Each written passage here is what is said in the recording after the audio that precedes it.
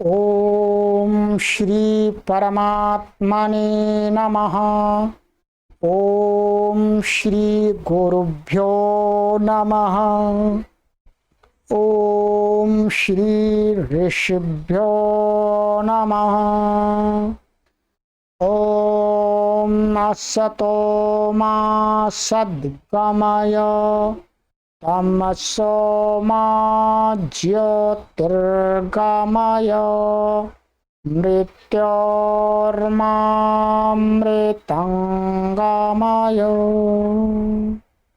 सर्वेभ्यो नमः। देववाणी संस्कृतं यूट्यूब चलदृश्यं प्रति भवतीनां च हार्दं स्वागतम्। मित्रों, आज हम अष्टाध्यायी भाष्य प्रथमावृत्ति की लाइव कक्षा संख्या 252 को पढ़ने जा रहे हैं। 252 को पढ़ने जा रहे। चलिएगा, गत कक्षा में मैंने आपको अकथितम च ये सूत्र बहुत विस्तार से पढ़ा दिया था। सब कुछ इसके अंदर जो भी था वो मैंने विस्तार से समझाया और आपको जितना समझ में आया उतना पर्याप्त है। ठीक है, आपको हताश और निराश होने की आवश्यकता नहीं है कि हमको पूरा समझ में नहीं आया। आपको पूरा समझ में आने की भूमिका बन गई है। ठीक है, क्योंकि प्राय करके कुछ चीजें ऐसी होती हैं जो प्रथम बार में पूरी तरह से नहीं आती हैं, परंतु जब दूसरी बार उनको पढ़ते हैं तो पूरा ऐसा लगता है तो बहुत जल्दी आ गया। तो वही आपका स्तर तैयार हो गया है, चिंता मत कीजिएगा। चलिए, अब इसके आगे का सूत्र है हमारा विशेष सूत्र है। इस सूत्र को पहले देखते हैं, फिर इसको समझने का प्रयास करेंगे। आइए, सूत्र है गति बुद्धि प्रत्यवसानार्थ शब्द कर्मा कर्मकाणामणि कर्ता स अणु। प्रथम अध्याय के चतुर्थ पाद का 52वां सूत्र है। ठीक है, पदच्छेद देखते हैं। गति बुद्धि प्रत्यवसानार्थ शब्द कर्मा कर्मकाणाम षष्ठी व्यक्ति बहुवचनांतम आणी लुप्त सप्तम्यंत निर्देश। आणी यहाँ पर क्या है, सप्तमी व्यक्ति लाए और उसका लोप करके महर्षि पाणिनि ने पढ़ा हुआ है। इसका मतलब इसका ये सप्तम्यंत रूप है, एक तरह से सप्तमी के अर्थ में है ये। कर्ता प्रथमा विभक्ति एक वचनांतम, स्वाहा प्रथमा विभक्ति एक वचनांतम, अणु सप्तमी विभक्ति एक वचनांतम। ठीक है, समास समासः गतिश्च बुद्धिश्च प्रत्यवसानं च गति बुद्धि प्रत्यवसानानि। ये कौन सा समास हो गया? इतरेतर योग द्वंद्व समास। अब कहते हैं गति बुद्धि प्रत्यवसानानि अर्थाः तेषां ते गति बुद्धि प्रत्यवसानार्थाः।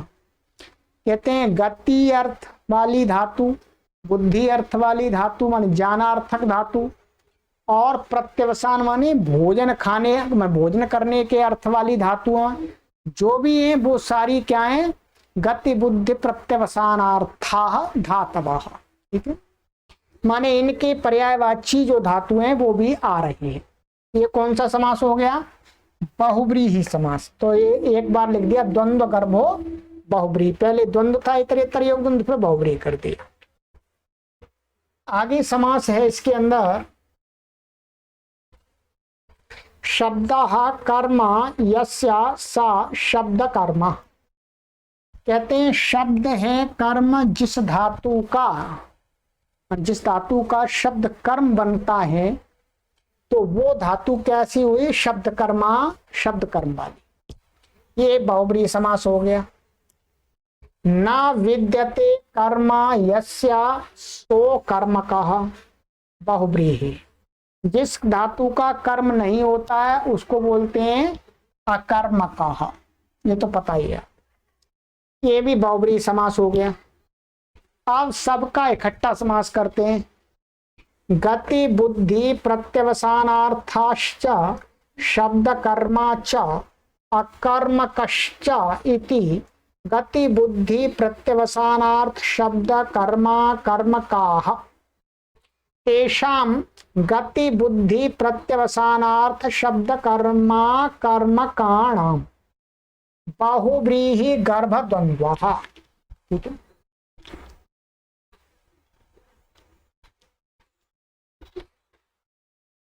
यहां पर ये गलत कर दिया इन्होंने। ठीक है, बहुव्रीहि तो पहले ही हो गया था, अब इनका द्वंद्व समास है केवल, ये तो बहुव्रीहि नहीं है। बहुव्रीहि गर्भ कहाँ है, द्वंद्व तो है, यहां से सीधा यहां तक क्या है, द्वंद्व समास है। यहाँ प्रिंटिंग मिस्टेक हो गई है, ये केवल द्वंद्व समास है, इतर इतर योग द्वंद्व समास, बहुव्रीहि नहीं है इसमें। ठीक है, आगे है ना अणिहि अणिहि तस्मिन् अणि। ठीक है, क्या तस्मिन् अणि, ये प्रथमा में विसर्ग आ गया, सप्तमी में क्या कर दिया, जो विभक्ति आई उसका लोप कर दिया, तो क्या बनेगा, अणि बन गया, अणि बन गया। ठीक है, जो सप्तमी विभक्ति का लोप करके पढ़ा हुआ लुप्त सप्तम्यंत निर्देश। ठीक, इसलिए प्रथमा में तो अणि ही बना दिया, ये नई तत्पुरुष समास हो गया, और तस्मिन् अणि विसर्ग हट गया, क्योंकि सप्तमी का गी आया उसका लोप कर दिया। ठीक है, अर्थ रहेगा सप्तमी का यहाँ अणि में। ये आपको पदच्छेद करा दिया, जिससे काफी समझ में आ गया होगा। आइएगा अब देखते हैं। अनुवृत्ति इसमें आती है ऊपर से कर्म की और कारके की। ठीक है, इसमें ये देखना होगा, जो इणिच की बात कर रहे हैं ये इणिच है, अणु माने इणिच, इणिच प्रत्यय पूर्व में भी कई बार आया, हेतुमति च, जब किसी का स्वयं कार्य ना करके किसी दूसरे से करवाते हैं तो उसमें क्या आता है, हेतुमति च से इणिच आता है। उस इणिच से संबंधित ही ये सूत्र है कारक संज्ञा करने वाला। इतना आपको समझ में आ गया, हेतुमति च। आइएगा अब देखते हैं अर्थ, देखिएगा।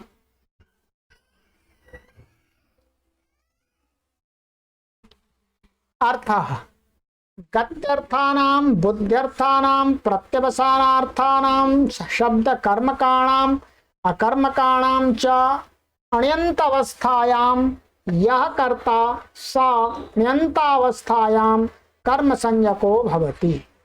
अर्थ बिल्कुल सरल है, आप आराम से समझ सकते हैं।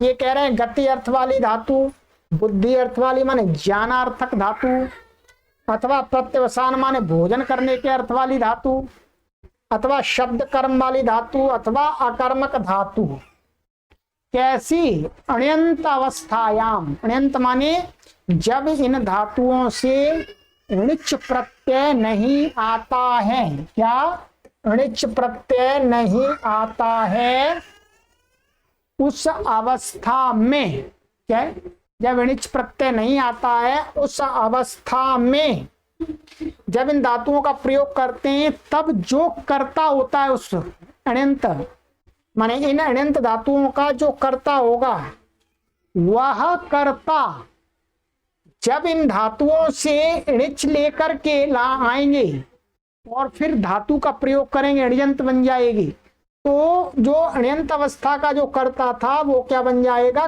कर्म संज्ञक बन जाएगा। समझ में आ गया। अर्थात जब इन धातुओं से णिच नहीं होगा, उस अवस्था का जो कर्ता है वही कर्ता जब णिच लेके आ जाएंगे तो उस अवस्था में इनका प्रयोग करेंगे धातुओं का, तो वो कर्ता क्या बन जाएगा, कर्म बन जाएगा। कर्म बन जाने से क्या होगी, कर्मणि द्वितीया से द्वितीया विभक्ति हो जाएगी। ठीक है,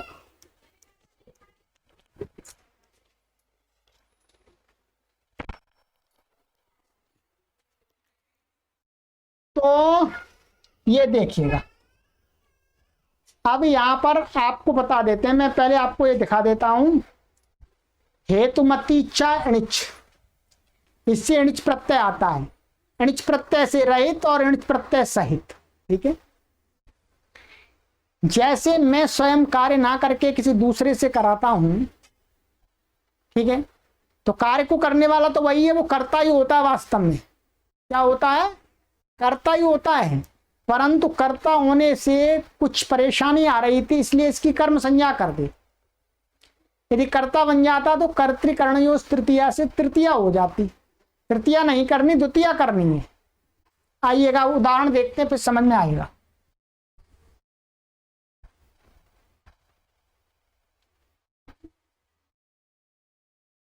देखिएगा, गत्यर्था उदाहरण में, गच्छति माणवको ग्रामम, ये कैसी है? गम धातु है, ये क्या है? बिना णिच के प्रयोग हुई है।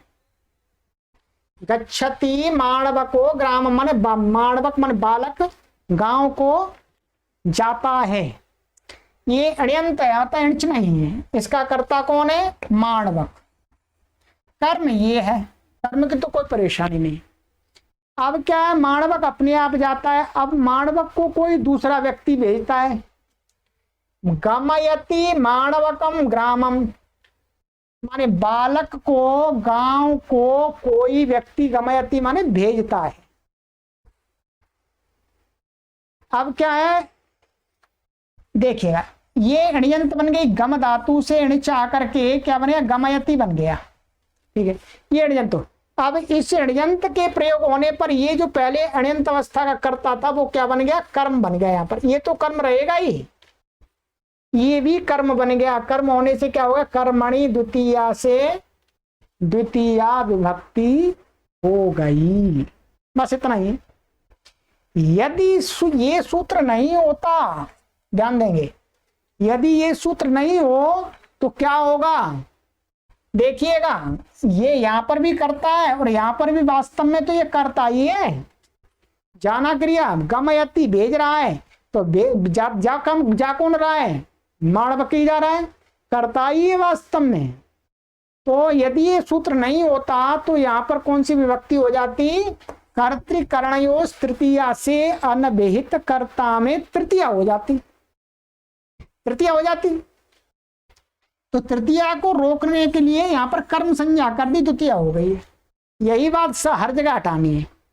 इसके अलावा ध्यान देंगे, इन धातुओं के अलावा दूसरी धातुओं से यदि णिच आएगा तो उस णिच में और उस वहां पर अण्यंत अवस्था की जो धातु का कर्ता होगा, और तो उसी धातुओं की अण्यंत अवस्था में वो कर्ता ही रहेगा, कर्म नहीं बनेगा, परंतु वहां उस कर्ता में तृतीया हो जाएगी। परंतु इन धातुओं के अण्यंत अवस्था के कर्ता की कर्म संज्ञा कर दी तो उसमें द्वितीया होती है। ये इसमें भेद है। आइएगा देखिएगा,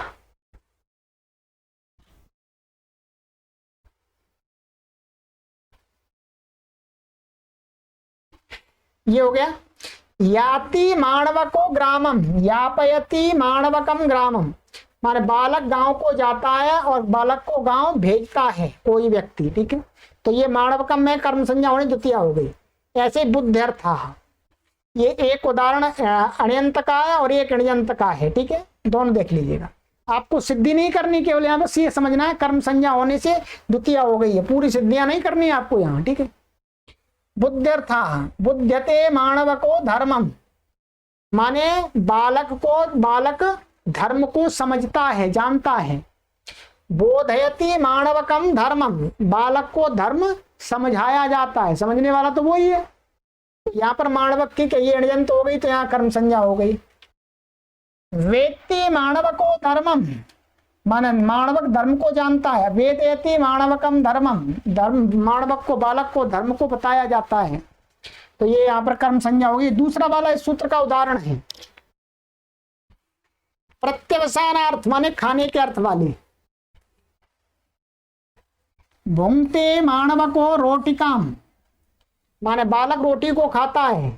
भोजयति माणवकम रोटिकाम, बालक को रोटी खिलाई जाती है। ठीक है, तो ये यहाँ पर अण्यंत होगा तो ये कर्म संज्ञा हो गई। अश्नाति माणवको रोटिकाम, वही अर्थ है, माणवक रोटी को खाता है। आशयति माणवकम रोटिकाम, माने रोटी को, माणवक को रोटी खिलाता है। तो ये कर्म संज्ञा हो गई।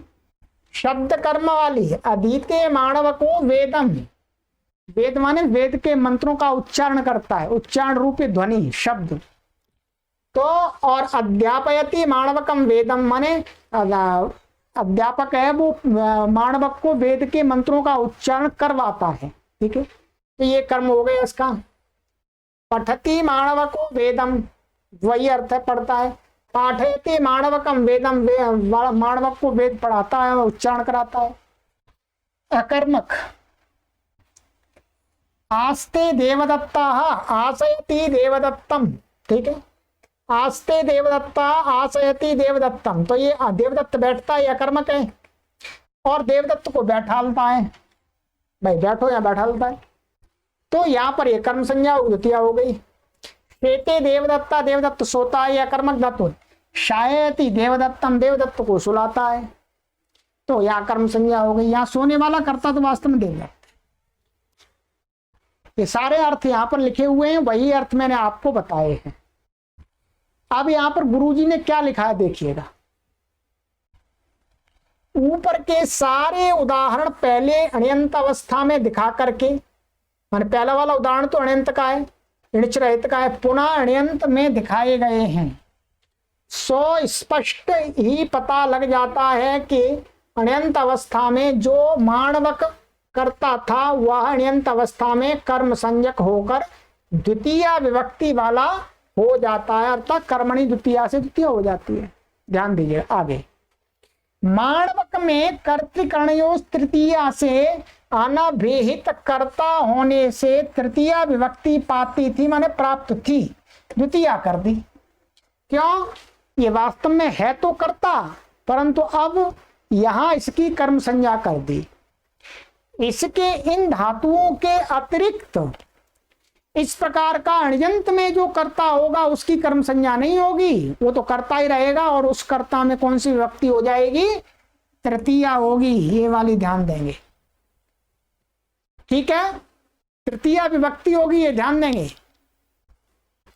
चलिए सरल सूत्र है, कठिन नहीं है। आगे है आपका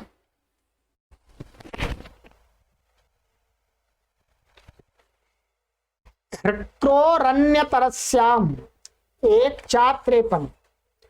ह्रक्रोः षष्ठी विभक्ति द्विवचनान्तम, अन्यतरस्याम अव्यपदम। समासः, तो समास हृश्चा कृश्चा हृक्रौ या हृकरौ और तयोः हृक्रोः, ठीक है। आप पदच्छेद इसका ऐसे कर सकते हैं,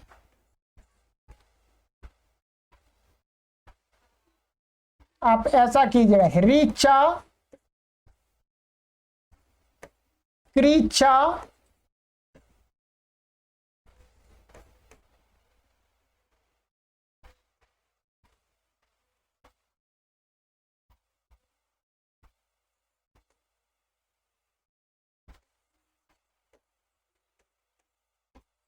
ह्रीकारौ, ठीक है, ह्रीचा क्रीचा ह्रीकारौ और तयोः हृक्रोः, ऐसे विग्रह कर लीजिएगा, ठीक है। आइएगा,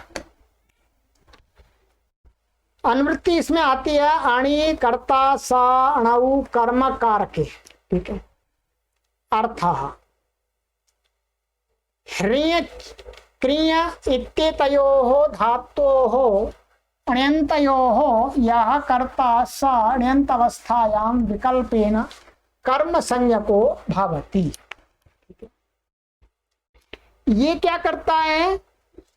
ये विकल्प से करता है दो धातुओं के लिए, दो धातुओं के लिए विकल्प से, माने अण्यंत अवस्था में ह्री और क्री, जब अण्यंत अवस्था का जो कर्ता होगा वो कर्ता अण्यंत अवस्था में विकल्प करके कर्म संज्ञक हो जाएगा, पक्ष में कर्तृ संज्ञक ही रहेगा, पक्ष में कर्तृ संज्ञक ही रहेगा वो। तो क्या है? कहते हैं हरति माणव को भारम, ये तो अण्यंत अवस्था का हो गया, ठीक है। यहाँ इणचना ये करता है। माणवक भार को ले जाता है। हारयति माणवकम भारम, ये अण्यंत का हो गया तो कर्म संज्ञा हो गई पक्ष में, द्वितीय हो गई। ठीक है, माणवक से भार को ले जाया जाता है या लिबाया जाता है ऐसे बोलते हैं। फिर हारयति भारम माणवके नेति वाया, अथवा ऐसा कर सकते हैं। अब यहाँ पर क्या है, ये अण्यंत है तो ये कर्ता में क्या हुई, कर्म संज्ञा नहीं हुई, सूत्र से विकल्प से तो कर्ता संज्ञा है। कर्ता संज्ञा होने से कर्तृकर्णयोस् तृतीया से तृतीया हो गई है। ऐसे ही करोति कटम देवदत्ता, देवदत्त कट को करता है तो ये अनंत अवस्था का ये देवदत्त करता है क्रिया का। तो अनंत अवस्था में कारयति कटम देवदत्तम, देवदत्त से चटाई को बनवाता है। अथवा कारयति कटम देवदत्तेन इति, देवदत्त के द्वारा कट को बनवाता है। तो यहाँ पर विकल्प से होने से क्या, एक बार कर्म संज्ञा में होने से द्वितीया होगी, कर्मणि द्वितीया, नहीं तो कर्तृकर्णयोः तृतीया से तृतीया होगी। ये भी आपका सरल ही सूत्र है, कठिन सूत्र नहीं है। ठीक है, चलिएगा।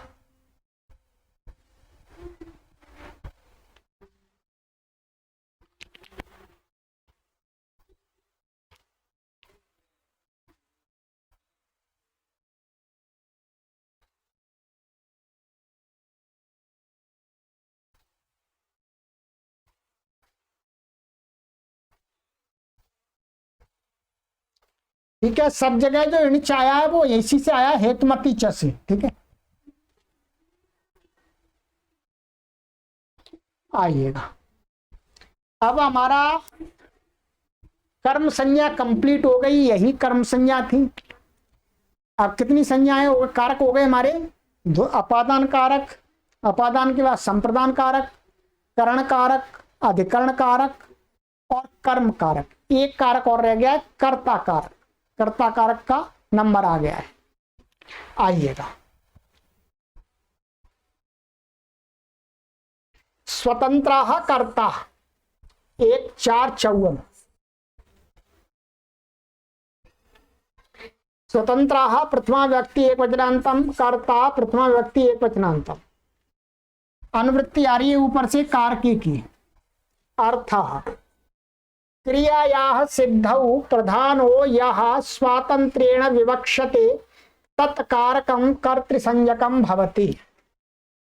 कहते हैं कि क्रिया की सिद्धि में, माने क्रिया के संपादन में, क्रिया को करने में, प्रधानाः यः, जो प्रधान, प्रधान का अर्थ कहते हैं स्वातंत्र्येण विवक्षते। प्रधान का अर्थ है जो क्रिया में स्वतंत्रता की विवक्षा करता है।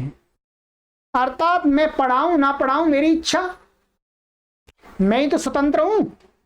ये लेखनी स्वतंत्र नहीं है, इसको तो मैं चलाऊंगा तो चलेगी, नहीं चलाऊंगा तो नहीं चलेगी। परंतु मैं अपने अनुसार चल सकता हूं, इसको चला भी सकता हूं, नहीं भी चला सकता हूं, मेरे ऊपर डिपेंड करता है। इसलिए क्रिया को करने में मैं स्वतंत्र हूं, ये स्वतंत्र नहीं है। ये नहीं कह सकती कि भाई तू नहीं चलाएगा तो मैं अपने आप चल लूंगी, ऐसा नहीं कह सकते। वही कह रहे हैं, क्रिया की सिद्धि में जो स्वतंत्र रूप से विवक्षित होता है, उस क्रिया के निमित्त की, कारकम माने क्रिया के निमित्त की कर्तृ संज्ञा होती है, वो कर्ता संज्ञा हो जाता है। जैसे उदाहरण में देवदत्ता पचती, देवदत्त पकाता है, ये सब पकाना क्रिया कौन कर रहा है, पकाना क्रिया करता कौन, देवदत्त।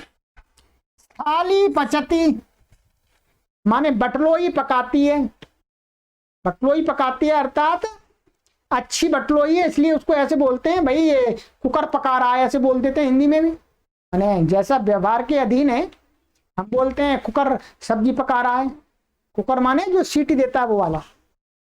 तो जैसे ही संस्कृत में स्थाली माने बटलोई पकाती है। ठीक है, ये है। तो कर्ता संज्ञा होने से क्या हो जाता है, प्रातिपदिकार्थ लिंग परिमाण वचन मात्रे प्रथमा से प्रथमा हो जाती है। क्यों?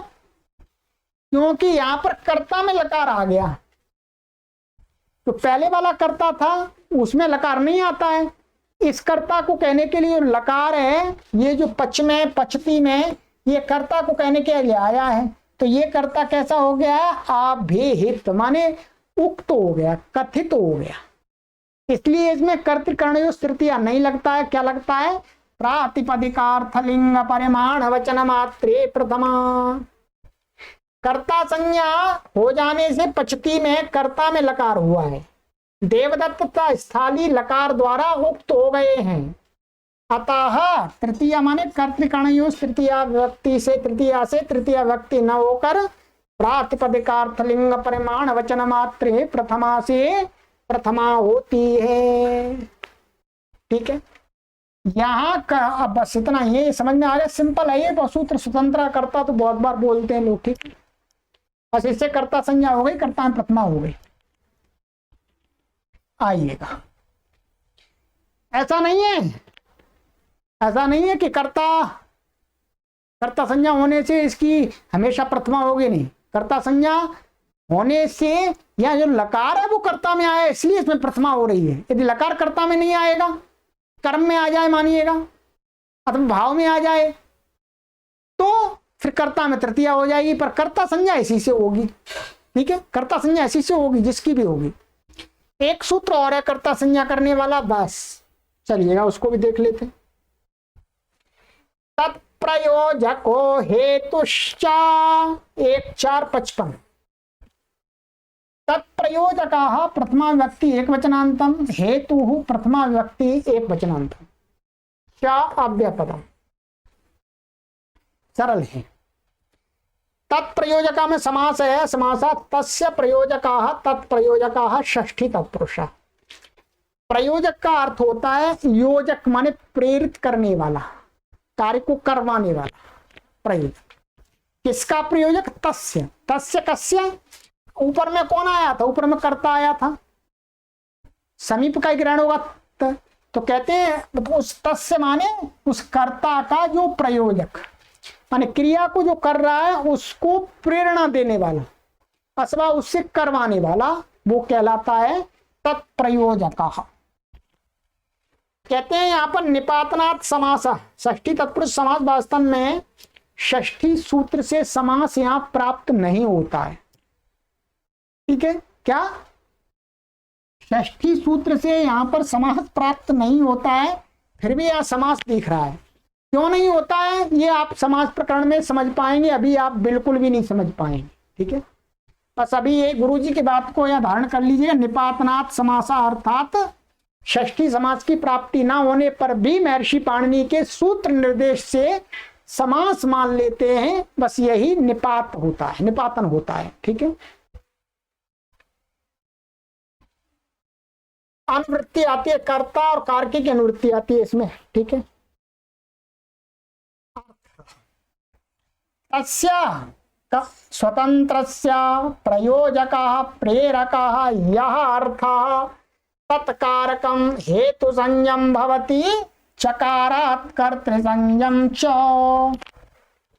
कहते हैं कि जो स्वतंत्र कर्ता, जो ऊपर का जो स्वतंत्र कर्ता इसकी कर्ता संज्ञा की है, उसका प्रयोजक माने प्रेरक, जो प्रेरक माने प्रेरणा देने वाला, उसको करवाने वाला, उसकी उस कारक माने उस क्रिया के निमित्त की क्या हो जाती है? हेतु संज्ञम हो, हेतु संज्ञक हो जाता है। तो क्या हेतु संज्ञा हो जाती है। ये संज्ञा है हेतु, ये निमित्त। हेतु क्या है? संज्ञा है, नाम। हेतु संज्ञम भवति और चकारात, इसमें जो च पड़ा है उससे क्या है? कर्तृ संज्ञम च, और साथ में उसकी भी कर्ता संज्ञा हो जाती है। दो संज्ञाएं हो जाती हैं किसकी? जो प्रेरक होता है उसकी, प्रेरक होता है, कर्ता संज्ञा भी हो जाती है, हेतु संज्ञा भी हो जाती है। उदाहरण, देवदत्ता कटम करोति। देखिएगा, देवदत्त कट को कर्ता बनाता है। तम यज्ञदत्ता प्रयुंक्ते, माने यज्ञदत्त उसको प्रेरित करता है। प्रयुंक्ते माने प्रेरित करता है, उसको लगाता है। किसको? तम, तम माने देवदत्तम। फिर उसका वाक्य क्या बनेगा? इणिच ले आएंगे, माने हेतुमती जैसे इणिच आ जाएगा। जहां प्रेरणा होती है तब धातु से इणिच ला करके रूप बनाते हैं। तो क्या बनेगा? यज्ञदत्ता यज्ञदत्तो देवदत्तेन कटम कारयति। जो यज्ञदत्त है वो देवदत्त को प्रेरणा देकर के कट को बनवाता है। ठीक है, अब यहां पर इसकी यज्ञदत्त की हेतु संज्ञा भी हो गई। ध्यान दीजिए, क्या संज्ञा हो गई? हेतु। क्योंकि ये देवदत्त इसको, यज्ञदत्त देवदत्त को प्रेरणा दे रहा है, प्रेरित कर रहा है, बना चटाई। और साथ में इस सूत्र से इसकी कर्ता संज्ञा भी हो गई। ध्यान दीजिएगा। और इसकी ऊपर वाले सूत्र से कर्ता संज्ञा थी। अब इसी इज्जत की कर्ता संज्ञा होने से और हेतु संज्ञा होने से तो धातु से यहां पर अणिच प्रत्यय आ गया। क्या प्रत्यय आ गया? अणिच प्रत्यय आ गया। ये ध्यान दीजिएगा। हेतु संज्ञा होने से क्या लाभ मिला? यहां पर धातु से अणिच प्रत्यय आ गया। और कर्ता संज्ञा होने से क्या लाभ मिला? यहां पर इसमें ये लकार है, ये कर्ता में आया है, तो कर्ता में प्रथमा हो गई। प्रातिपदिकार्थ लिंग परिमाण वचन मात्रे प्रथमा। और ये जो कर्ता है ऊपर वाले से, इसकी ये कैसा कर्ता हो गया? ये कर्ता तो है, परंतु ये अब इसमें लकार नहीं आया है। लकार तो इस कर्ता से आया है, इसलिए ये हो गया अनभिहित, माने अनुक्त कर्ता। और अनुक्त कर्ता अर्थात लकार के द्वारा जो कहा गया है, कहा नहीं गया है कर्ता, उसमें कौन सी विभक्ति होती है? कर्तृकरणयोः तृतीया से तृतीया होती है। तो यहां पर अब देवदत्तेन में तृतीया हो गई है। क्या हो गई है? देवदत्तेन में तृतीया हो गई।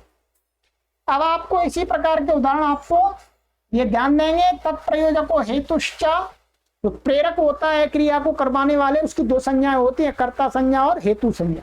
हेतु संज्ञा होने से धातु में णिच आ जाता है, कर्ता संज्ञा होने से क्या है? प्रथमा हो जाती है और कर्ता में लकार आ जाता है।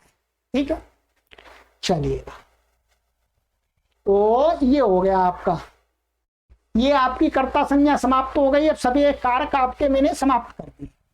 अब आगे नया प्रकरण चलेगा, निपात संज्ञा का, गति संज्ञा का। ठीक है, ये प्रकरण नया चलेगा, आगे की कक्षा में मिलते हैं। ध्यान रखिएगा, कारक प्रकरण के लिए आपको हमेशा यही देखना है और कहीं नहीं देखना। ठीक है, चलिए। सर्वेभ्यो नमः।